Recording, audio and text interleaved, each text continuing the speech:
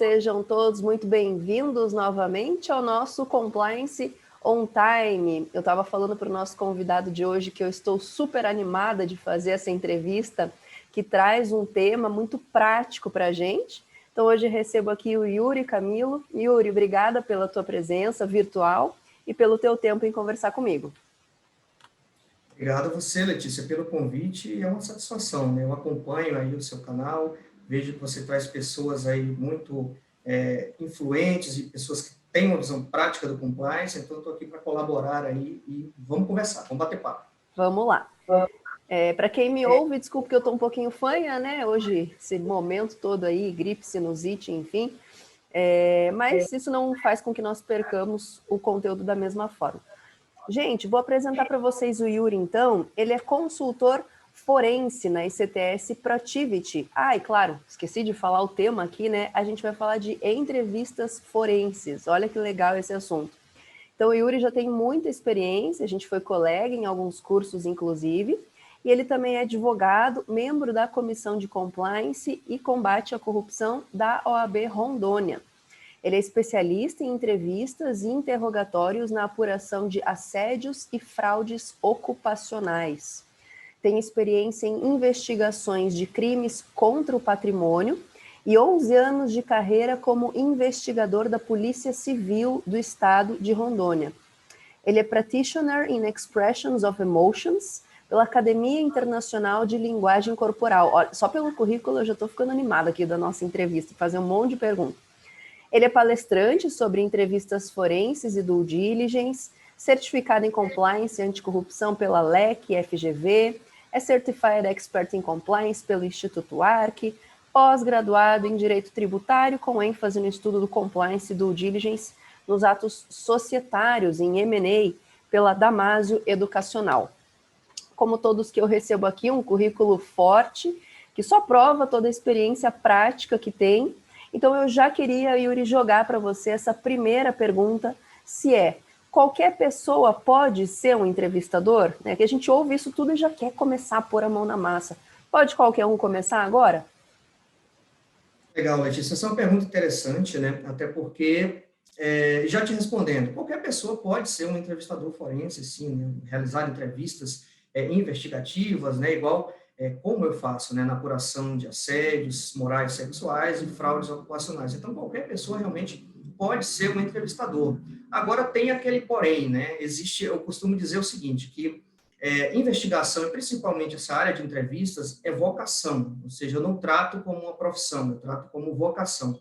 Eu até me apresento, né, nos lugares como um entrevistador forense, porque é isso que eu sou, né, eu sou um entrevistador forense acima de tudo, né, e depois vem as outras competências aí, né, experiências que você acabou citando, né, mas as pessoas, elas podem ser entrevistadoras, é claro, tem que estudar. Eu estudo, Letícia, e você sabe bem disso, que a gente conversa frequentemente, eu estudo todos os dias. Todo dia eu estou dando uma olhada em alguma coisa relacionada à entrevista.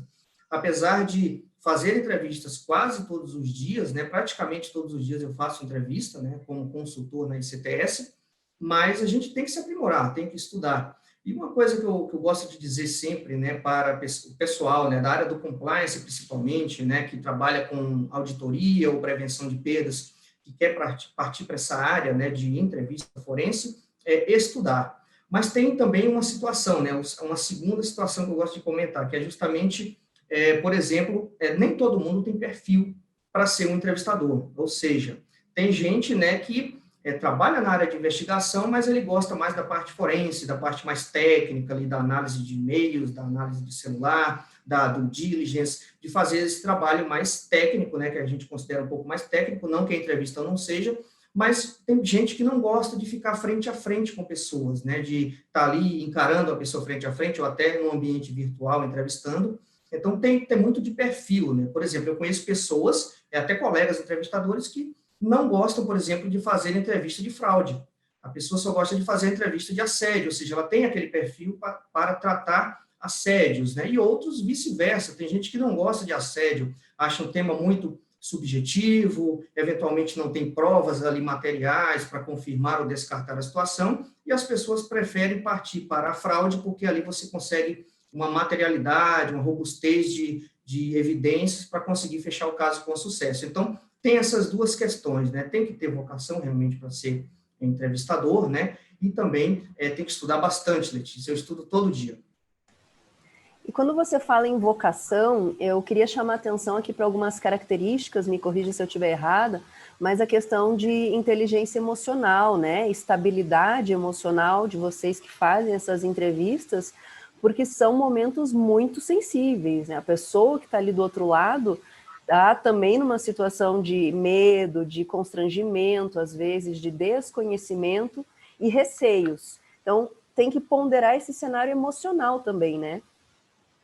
Exatamente, exatamente. E até, Letícia, a gente, né, nós, entrevistadores, ficamos com medo também, a gente fica com receio, né, somos humanos, né, a gente, apesar de ter um certo estudo sobre inteligência emocional e outras técnicas que fazem a gente fazer uma entrevista aprimorada até, né, mas a gente também tem que lidar com as nossas próprias emoções também. Às vezes eu não estou num dia legal e tenho que fazer uma entrevista, então como é que eu vou lidar comigo mesmo, né, antes de lidar com o entrevistado, né? Então, principalmente até em casos de assédio, né, existe essa desestruturação, digamos assim, emocional do entrevistado, né? Seja ele um homem ou uma mulher, ou de qualquer gênero, homossexuais também, e de qualquer raça, né, negros e tal. Então, a gente verifica muito isso. Eu entrevisto pessoas de todos os tipos, né, e de todas raças, sexo, cor, origem, e eu até me dou muito bem com isso, Letícia, porque assim, tem gente que, por exemplo, tem um perfil para entrevistar assédio ou fraude. Eu, pela bagagem que eu trago dessa experiência na Polícia Civil, já entrevistei todo tipo de gente. Então, se tem um assédio para entrevistar, eu vou lá e faço a entrevista, e a entrevista é produtiva. Se tem uma fraude, funciona da mesma forma, né? Então, essa bagagem que eu trago do setor público da Polícia Civil, ela me proporciona isso, né? Eu poder ali, digamos assim, atacar em várias frentes, né? E lidar com as emoções, é claro, né? Porque se a gente percebe que o entrevistado, ele está emocionalmente abalado, nós temos ali que ter a segurança, né, para conseguir contornar essa situação, até para acalmar a pessoa ali durante a entrevista, porque situações podem acontecer, a pessoa querer sair da sala, a pessoa não entender qual é o nosso objetivo ali principal da entrevista, que é entender motivações, entender o porquê da pessoa ter cometido aquela situação de fraude ou assédio, né? Então, é muito importante isso, a gente conseguir nos compreender primeiro, saber como nós estamos emocionalmente para realizar a entrevista, para a gente conseguir também compreender a pessoa, né? A entrevista é muito de entendimento, né? De compreensão, né? As entrevistas forenses, né? Que é o nome que se traz ali muito, né, dos Estados Unidos, né, é um nome até internacional que se dá para a realização de entrevistas corporativas, essa entrevista forense, ela é muito nesse sentido, de entendimento, de não confrontação. Então, eu nunca, eu não me recordo aqui de ter saído de uma entrevista com uma pessoa dizendo, olha, eu me senti constrangido, ofendido, desrespeitado por você em algum momento. E mesmo a pessoa ali tendo admitido situações para mim, Letícia. Então, é muito importante isso, a gente ter essa estabilidade para conseguir controlar ali a situação. E você mencionou, eu até anotei aqui, essa desestruturação emocional, que muitas vezes vem do entrevistado. Antes de entrar aqui nas perguntas técnicas, eu tenho curiosidade de saber alguma história sua. Você já passou por algum apuro, dificuldades em termos da sua integridade física também? Em termos de integridade física, né, trazendo para o setor corporativo, né, que é onde eu estou há 5 anos, de integridade física não, né, mas a gente passa por algumas situações, por exemplo, de o entrevistado ele se ausentar da sala, por exemplo, já aconteceu uma vez, né, da gente ter que a pessoa dizer, oh, vou no banheiro rapidinho, já volto, estou apertado aqui, preciso ir no banheiro com urgência, aí a pessoa vai, a gente não pode segurar a pessoa na sala, né, até por questões trabalhistas e até por questão de respeito também à pessoa, para que ela fique ali por livre, espontânea vontade, então a pessoa sai dali e desaparece, né, então a gente eventualmente sai atrás ali para ver onde é que ela está, né. Uma vez eu e uma colega chegamos a pegar pegar, entre aspas, né, um entrevistado no estacionamento, ele estava indo para o carro quase para ir embora, né, então, assim, situações inusitadas, né. Outra situação inusitada também, eu já cheguei a fazer entrevistas em uma capela a capela dentro da empresa, né, tem empresas muito grandes, que tem uma capela, né? Então, assim, a gente chegou a fazer entrevista ali, e era aqueles bancos de igreja mesmo, né? Parecia um confessionário ali e tal, e a gente afastou um pouquinho os bancos, né? Eu e o colega, e a gente fez a entrevista ali, né? Então, ficou até uma situação interessante, né? E brincamos até com os entrevistados, né? Falou, olha, você está num lugar legal aqui para se confessar realmente para a gente, para abrir o coração, né? Às vezes eu até brinco na entrevista, abra seu coração para a gente, porque esse é o objetivo realmente. A gente não está aqui para te julgar, para te questionar, para colocar o dedo em você. Então, são situações interessantes que acontecem ali e a gente tem que saber lidar com isso, né?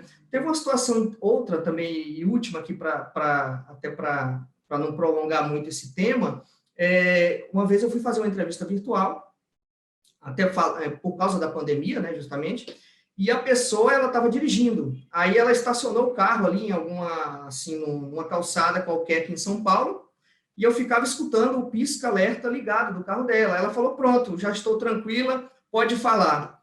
Aí eu disse para ela, não, mas onde é que você está? Porque eu estou escutando aqui, parece que você está no carro, eu estou escutando, você está dando seta no carro, você está dirigindo. Ela falou, não, eu estacionei o carro aqui para falar contigo. Então, assim, até uma falha, digamos assim, de comunicação que às vezes existe, né? E não é culpa da empresa, não é culpa nossa, é pela correria do dia a dia. Às vezes a pessoa se atrasa no trânsito porque estava atrasada com os filhos ali para levar para a escola, alguma coisa assim. Ela não conseguiu chegar a tempo na empresa e parou o carro ali para me atender. Aí ela até comentou comigo, nossa, mas eu pensei que era uma conversa de 5, 10 minutos. Eu falei, não, a gente vai conversar um tempinho, eu quero te conhecer, eu quero saber quem é você, entender tua trajetória profissional, e aí a gente vai entrar em alguns temas específicos sobre o levantamento de informações que estamos fazendo. Aí ela falou, e agora? Eu falei, então fica calma, fica tranquila, vai para a empresa bem calma e bem tranquila. Quando chegar lá, você entra numa sala, de preferência que esteja só você nessa sala, você liga o seu computador, notebook, e aí você me avisa que a gente começa a entrevista de fato. Mas, assim, foi inusitado, então temos situações presenciais que acontecem, né, e temos situações até online também, né, da pessoa, principalmente no início da pandemia, né, a gente se adaptando ainda com essa situação. Às vezes a pessoa ficava fazendo entrevista comigo, eu aqui, do mesmo modo que eu estou olhando para você, e a pessoa com o telefone, né? Aí, às vezes, eu falava, fulano, eu estou só vendo só a tua testa, porque ela estava com o telefone assim para cima. Aí ela baixava, aí, às vezes, eu estou vendo só a sua boca agora, dá para afastar um pouquinho? Aí, às vezes, ela colocava para o lado, aí eu ficava vendo o ombro dela. Então, assim, tem situações até engraçadas, tem situações que até fico rindo, né? Porque realmente é inusitado, né? E acontece de tudo, Letícia. Assim, eu estou te pincelando algumas coisas assim que veio na cabeça agora e foram recentes. Você tem que escrever um livro, Yuri, das tuas andanças por aí. Deixa eu aproveitar essa deixa que você colocou sobre a pandemia. Então, eu imagino que nesse ambiente virtual muitas coisas mudem, os cuidados tenham que ser outros, né? A orientar a pessoa sobre posicionar corretamente a câmera. O que você vê e você acha que isso vai ser uma tendência, a continuação da entrevista forense virtual? Sim, Letícia, é uma tendência, né? Eu até escrevi, né, 2 artigos sobre isso, né? Um deles, especificamente no último, a gente fala que é uma tendência realmente, né? Esse mundo, né, offline, como o pessoal fala, ou home office, né, veio realmente para ficar, né? Muitas empresas, elas estão com essa tendência, né, de quem não tem realmente necessidade de ficar presencial na empresa, vai ficar home office, né? Então, é uma tendência realmente, e aqui as equipes de investigações como um todo, né, e entrevistadores forenses, que é o meu caso, tem que se adaptar a isso, né? Então, desde março para cá, né, ou seja, já tem um ano, praticamente mais de um ano, estou fazendo entrevistas, né, online, estão dando certo, tem essas situações, esses percalços aí de a gente não conseguir, às vezes, visualizar a pessoa, ou a pessoa ficar tímida e acaba aparecendo ali só por áudio, ela não abre a câmera e a gente tem que tentar convencê-la a abrir a câmera, ou até, se eventualmente não for possível, a gente remarca a entrevista para uma outra data, outro dia, um outro horário. Então, mas eu vejo que é isso. Foi até uma preocupação, né? Isso falando do setor corporativo inteiro, né? Eu tenho contato com várias pessoas, colegas que são entrevistadores forenses, e assim, mas como é que a gente vai fazer a entrevista agora, né? Porque era tudo presencial, era tudo tete a tete, né? olho no olho ali, né? Mas como é que a gente vai fazer virtual, né? Como é que a gente vai fazer entrevista virtual agora? E, para até a surpresa de muitos, né? Inclusive a minha, eu pensei que eu mesmo, né? Eu ia até ter um pouco de insegurança e até resistência em relação ao ambiente virtual, porque eu gosto realmente de estar ali frente a frente com a pessoa, sentir ali o calor humano, né, como se diz, mas as entrevistas foram boas, eu estou gostando, né, evita, né, a gente até ficar transitando por cidades em relação a isso, porque a pandemia ainda está aí, né, muitos ainda, né, a grande maioria da população não está vacinada ainda, né, então, assim, tem esse receio, mas as investigações por inteiro estão funcionando e a entrevista forense, como ferramenta de investigação corporativa, está funcionando, né? Inclusive, a gente está conseguindo já há algum tempo, declarações por escrito virtual, ou seja, que era algo, assim, relativamente inédito, né, no setor corporativo, né? Eu tenho ciência que muitos colegas, já tive notícias que muitos já conseguiram dessa forma, né? Mas a gente tinha a prática ali de ter a declaração por escrito e a admissão da pessoa presencial e não online, né? Então, foi uma novidade para a gente, estamos nos adequando ainda, né? Isso acho que a gente vai conseguir nos adequar ainda por muito tempo e aprendizado, Letícia, isso. Com certeza. E, de novo, então, vou pegar um gancho que você deixou sobre declaração. É difícil, imagino, né, extrair tanto o verbal quanto por escrito desse entrevistado. Tem técnicas? Como que faz para conseguir isso? A gente vê muito nos filmes, estuda, eu não sou especialista nessa área, né, trabalho no compliance, mas não estou nem perto do teu conhecimento em nível de entrevistas, e nem pretendo, né, deixa para vocês que já sabem. E aí a gente fica nessa ideia de que tem que estabelecer uma conexão com outra pessoa, houve aquela coisa do quebra-gelo para iniciar as entrevistas de uma forma mais tranquila. É isso mesmo na vida real, tem que gerar essa empatia, e aí como que consegue no final aquilo de que a gente precisa, que é uma evidência? Se consegue, né? Não sei se sempre consegue. Você falou uma coisa interessante, nem sempre conseguimos, mas na maioria das vezes sim, né?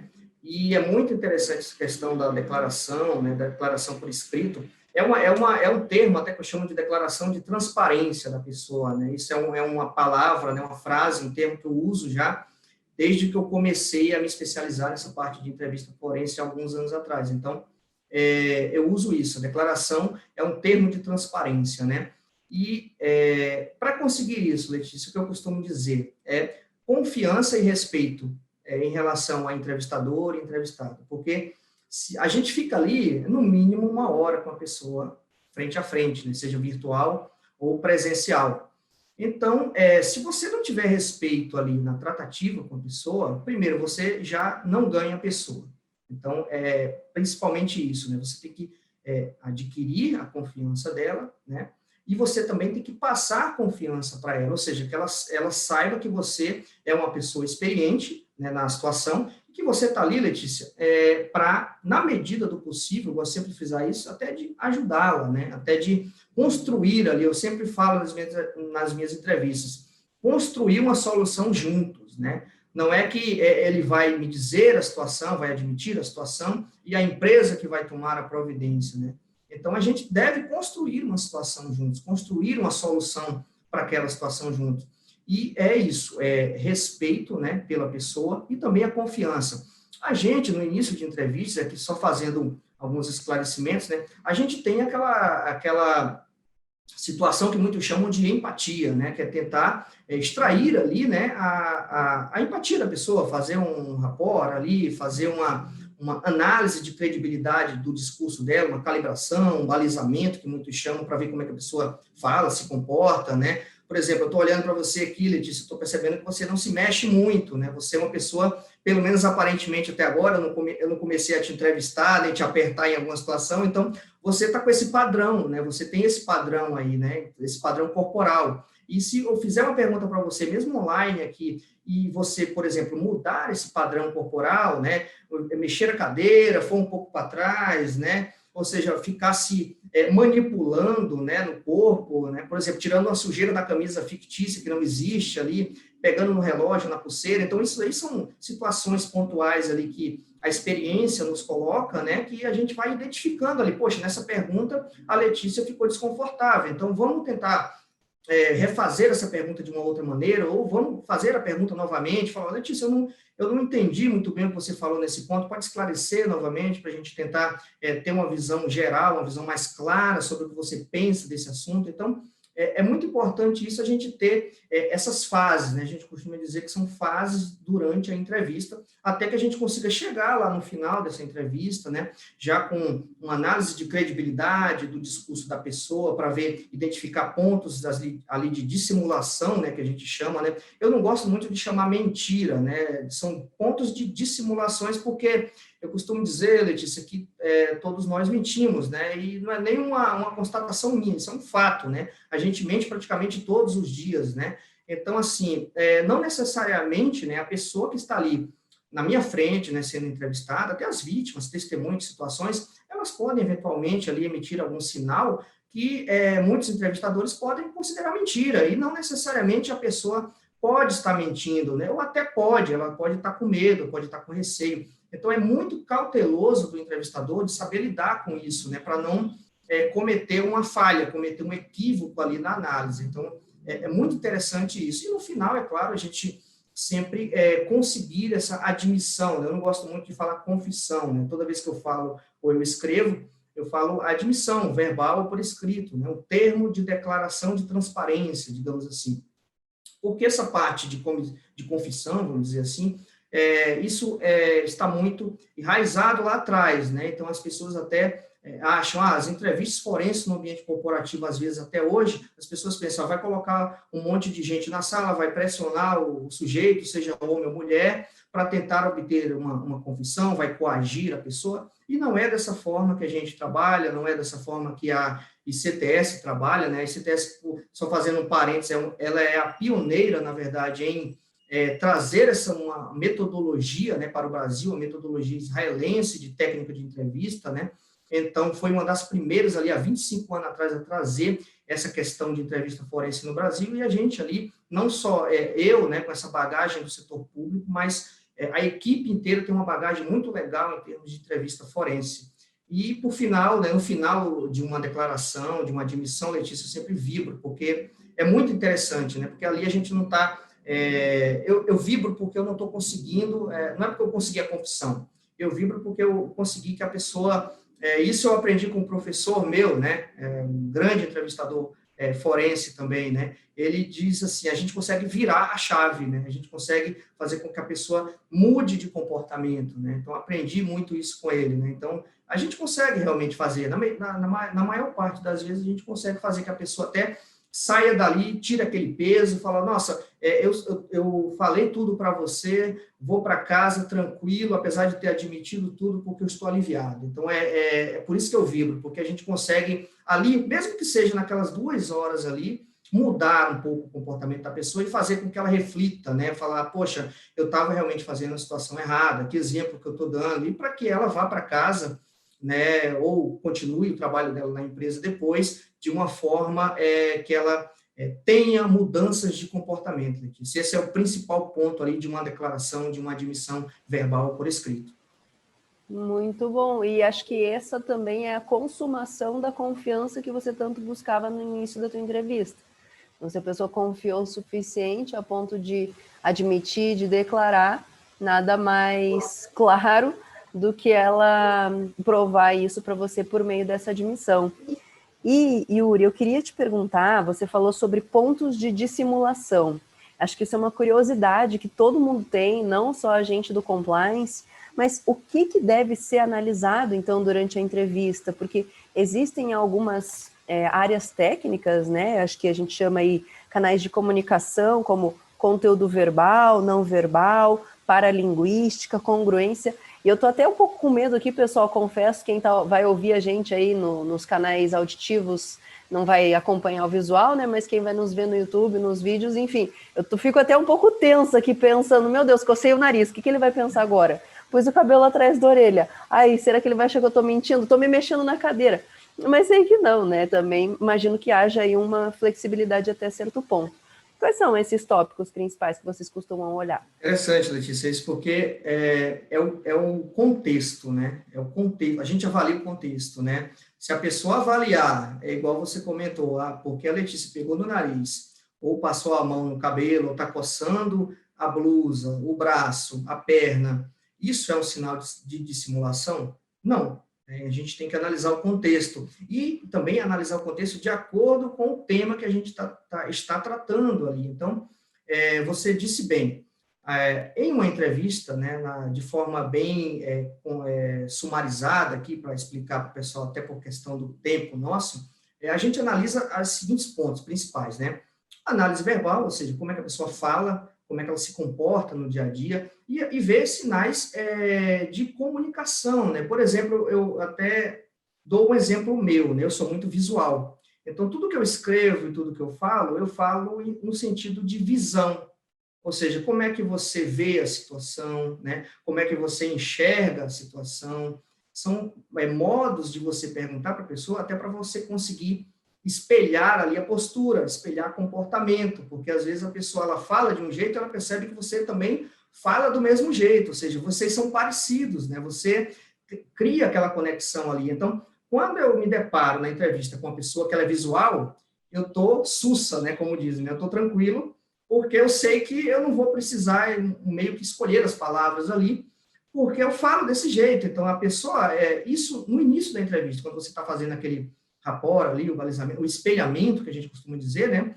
As pessoas, elas falam de determinada maneira. Então, é interessante que o entrevistador, ele perceba isso, até para ele conseguir essa empatia, né? Conseguir essa ligação ali, esse liame ali entre os dois, para que a conversa possa fluir até de maneira mais legal, mais produtiva, né?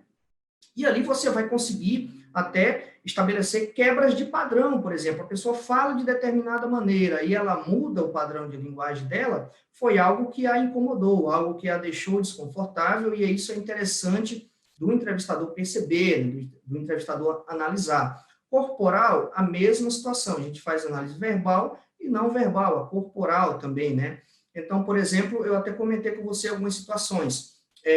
Tem gente que fala que é sinestésico, né? Ela fala meio que com os braços para cima, para baixo, né? Ela fala muito com gestos emblemáticos, fazendo assim, né? Apontando, ou seja, quando ela está contando uma história, ela fica imitando o que aconteceu. Então, essas pessoas assim, é interessante você perceber como é que ela se comporta, porque, por exemplo, se uma pessoa ela é muito sinestésica, né? E ela fala com esses gestos emblemáticos, ilustradores, e você faz uma pergunta para ela que deixa ela desconfortável, né, que você toca na ferida, né, como eu costumo dizer, ela vai parar de fazer isso. Ela vai mudar o comportamento dela na hora, ela vai ficar quieta, assim, igual como você está. Então, ela só vai ficar me respondendo meio que paralisada, né? Ela vai ficar me respondendo só com a boca, né? Parou de ficar respondendo também com o corpo, né?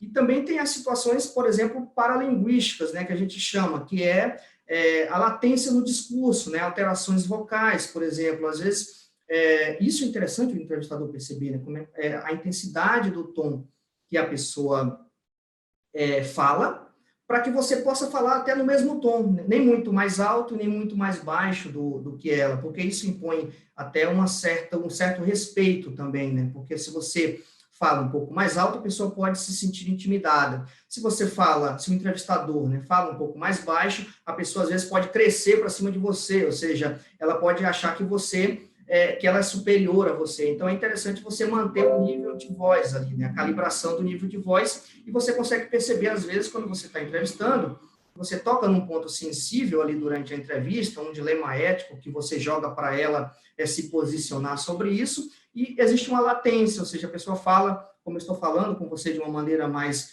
discorrida, né, corrida, assim, sem muitas pausas, e quando eu pergunto para ela um ponto que a gente considera de atenção, né, um ponto que causa desconforto nela, que toca realmente na ferida, ela muda esse padrão, ou seja, ela passa a responder de uma maneira mais pausada, né, ela começa a falar um pouco mais lento, né, ela não consegue falar sim ou não, às vezes nem o não da pessoa sai, né, às vezes você cometeu assédio, a pessoa não consegue responder não, né, o não, assim, o não com todas as letras, às vezes nem sai, né, ou sai bem baixinho, que sai quase sussurrando, aí você tem que pedir mais. Eu não entendi o que você falou, você pode repetir?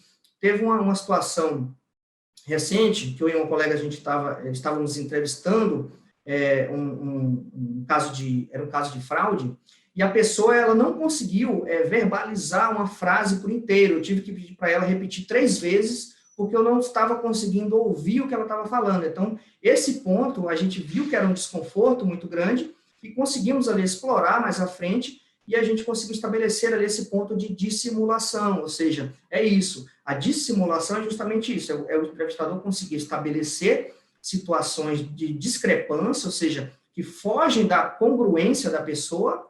Então, até determinado momento, a pessoa estava com aquele padrão dela, falando do jeito que ela gosta, né, do jeito que ela se sente mais à vontade, e você faz uma pergunta que ela se sente um pouco desconfortável, toca na ferida ali, toca no caso, no tema específico, na fraude ou no assédio que estão apurando, a pessoa muda totalmente. Então, isso é legal do entrevistador perceber, para ele conseguir ali analisar esses pontos, né, e fazer a credibilidade do discurso, ou seja, até aquele momento ela estava ali com o comportamento padrão desde o início da entrevista.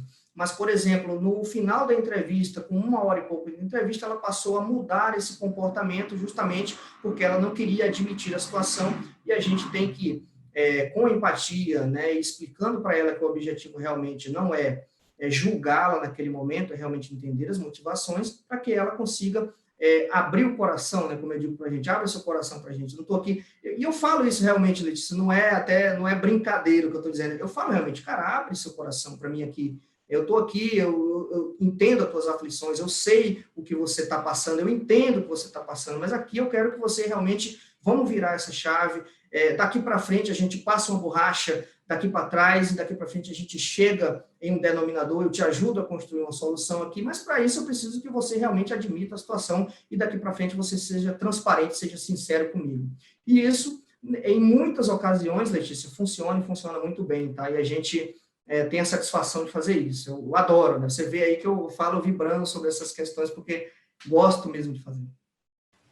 É muito legal te ouvir falar sobre, porque dá para perceber mesmo, não só o teu conhecimento técnico, prático, mas o teu entusiasmo, a tua verdadeira vontade e gosto por fazer isso.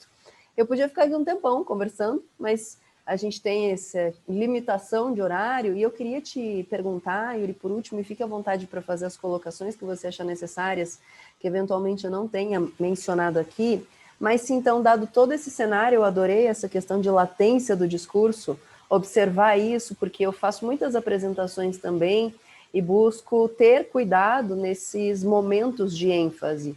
Faço canto, né, inclusive várias técnicas vocais para buscar ter mais unissonidade, digamos assim, né, na apresentação, mas quando é para dar ênfase, fazer isso tanto de forma verbal quanto gestual. E aí eu te pergunto se essas entrevistas podem ser utilizadas para predizer comportamentos, ou seja, apoiar um pilar que a gente tanto tem que investir, pena às vezes para investir, que é o da prevenção. Eu consigo, de alguma forma, ajudar a empresa a olhar para o futuro nesse sentido? Muito legal a pergunta, Letícia. E a minha visão é que sim, tá, Letícia? Eu já até, acho que você andou pesquisando, que eu até escrevi sobre isso, né? Então, assim, o que é que eu acho, né? E foi até um pouco ousado da minha parte escrever isso, né? A gente tem os pilares do compliance, que são realmente, todo mundo conhece, prevenção, a detecção e a resposta, né? E eu, até em um artigo, né, em um trabalho de conclusão de curso, eu cheguei a escrever isso, né? Que tal a gente trazer um novo pilar ali para o compliance, que seria a predição, né, para a gente conseguir ajudar, né, todo o sistema, o mecanismo de compliance. Por que, Letícia? Porque, na minha visão, sim, né, na minha visão, a entrevista forense como ferramenta, né, uma das ferramentas de investigação corporativa, ela com certeza serve para a gente predizer comportamento, porque aí a gente chega naquele ponto crítico da entrevista, que eu costumo falar, que é o momento da admissão, né, seja verbal ou por escrito. E é nesse ponto que a gente consegue, Letícia, entender por que a pessoa agiu daquela forma, por que ele cometeu aquela irregularidade. Porque, às vezes, a pessoa está passando por um problema familiar, a pessoa está doente, né, a empresa não sabe, às vezes, né, a pessoa tem contrai, né, algum distúrbio, a pessoa, no caso, isso eu estou falando mais para questões de assédio, né, mas questões de fraude, às vezes, na maioria das vezes, não é pelo dinheiro, né, não é pela aquela ganância, sim. Às vezes é porque a pessoa, eu não fui promovido, né, ou o cara quer se vingar e vai lá, quer mostrar para a empresa que ele é o bom, né, que ele é o P das galáxias lá, e quer fazer uma fraude, ele faz a fraude, né, justamente para provar para a empresa que ele é o cara, que ele é bom. Então, muitas situações a gente consegue perguntando isso para a pessoa. Você não vai conseguir predizer comportamentos se você não perguntar para a pessoa, cara, por quê? Por que você fez isso? Né? O que te motivou? Fala para a gente, só para a gente entender aqui as situações, como é que a gente chegou aqui, eu e você, nessa sala.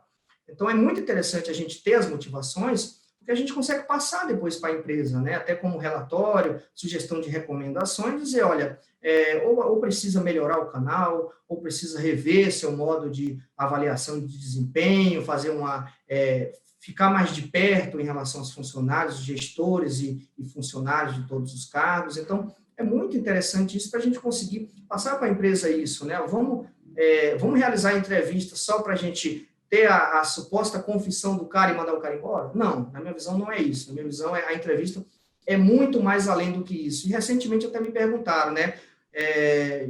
Perguntaram pelo WhatsApp, falou, Yuri, eu já tenho toda a materialidade aqui, para que eu preciso entrevistar o denunciado, o principal investigado? E eu respondi para a pessoa justamente isso, Letícia, porque se você não entrevistar ele, você não vai saber por que ele cometeu. Isso é muito importante para a empresa conseguir fomentar, né, ou seja, ajustar. Né? O programa de compliance ele é cíclico, né? Você começa ali com o apoio da alta administração e você vai até chegar em uma investigação. E isso é uma via de mão dupla, isso vai e volta. Então, é muito interessante isso. E muitas pessoas que trabalham com investigação não se atentam para isso, né? E eu até não vejo muito bate-papo sobre isso. Qual é o papel da investigação? O que a investigação corporativa pode ajudar na prevenção? E aqui eu estou falando do setor corporativo, que é onde eu trabalho, mas também do setor público, né? As polícias em geral, CGU, existem processos administrativos disciplinares, né? Existem sindicâncias. Então, você que até está nos ouvindo, né, que faz entrevista do setor público, por exemplo, você já perguntou para a pessoa no final da entrevista por que ele cometeu isso? O que motivou ele? Ou só esperou que ele confessasse ali, lavrasse a termo no final, mandasse o cara embora. Então, não é por aí. A entrevista vai muito mais além do que isso, e é por isso que eu gosto tanto de fazer. Só mais uma, rapidinho, para a gente aproveitar, então, que tá tão bom aqui o bate-papo, como eu falei, né? Vou tentar te explorar no bom sentido ao máximo aqui. O que eu devo considerar, o pessoal que está nos ouvindo aqui também, né? Quando se traça uma estratégia para entrevistar essas pessoas sobre fraude, sobre assédio, né? Assim, local, a sala, quantidade de pessoas, tem que deixar ela numa zona confortável ou não? Você falou, né, que ela tem o direito de sair, não precisa voltar. O ambiente, assim, e o clímax da coisa toda. Sim.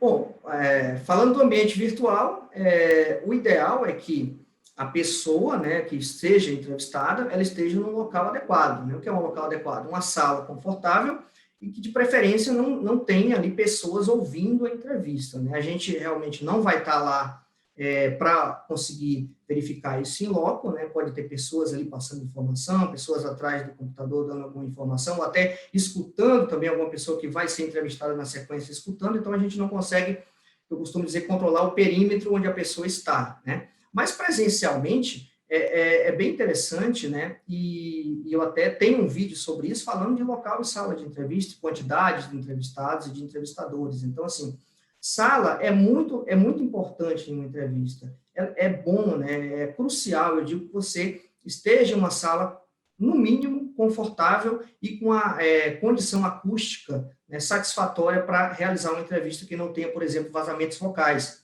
Né? Vez ou outra eu chego em clientes e aí não é culpa do cliente, na verdade não é culpa de ninguém, né? Porque existem realmente estruturas diferentes em cada local, e ali a gente chega para fazer uma entrevista e às vezes tem uma pessoa falando do lado que eu estou conseguindo ouvir, né? Então, naquela sala eu não fico. Eu falo, olha, ou a gente muda de local, ou tenta marcar em outro horário, que não tenha muita gente, ou tenta verificar uma outra sala para a gente, ou uma outra sala para as outras pessoas que estão ao lado, para justamente isso, manter o máximo de confidencialidade possível, durante as entrevistas. E até em termos de pessoas, por exemplo, seria interessante ter no máximo 3 pessoas na sala. A pessoa que vai ser entrevistada, e eu, no meu caso, e o meu colega, um parceiro ou parceira de entrevista, que vai ali me ajudar na entrevista, fazer os principais apontamentos ali, porque essas situações são interessantes, né? Às vezes, né, o pessoal acostumado com práticas antigas, chama um do RH, chama um do compliance, chama um do jurídico, chama um da auditoria,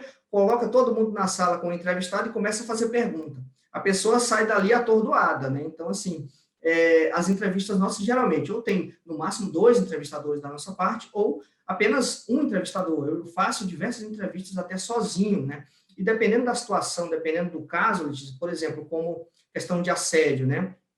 Às vezes é interessante até que a pessoa esteja sozinho, o entrevistador, né? Esteja sozinho. Um caso de assédio, às vezes, você pode começar em dupla, um homem e uma mulher ali, mas se pintar, né, aparecer situações críticas que a gente note o desconforto, por exemplo, da mulher ou do homossexual, por exemplo, e não querer falar alguma coisa porque eu estou ali presente, eu saio da sala e eles ficam mais à vontade para conversar, e vice-versa. Às vezes a gente está tratando caso de assédio sexual, por exemplo, né? Aí está eu e uma parceira mulher, né? O homem, às vezes, ele tem essa dificuldade de querer admitir, porque tem vergonha, tem receio e tudo mais. Aí a colega ali, a gente monta uma estratégia, claro, antes de entrar na entrevista, né? Fala, ó, te dou um cutucão aqui por baixo da mesa, você vai embora, né? Então, às vezes a gente, ou pelo notebook, também pelo laptop, ó, dá uma saidinha só para ver se eu consigo mais informações da pessoa. Então, são estratégias que a gente tem, às vezes, de conseguir coletar informação e muitas das vezes funciona, né? Esse tipo de coisa, né? Da gente fazer uma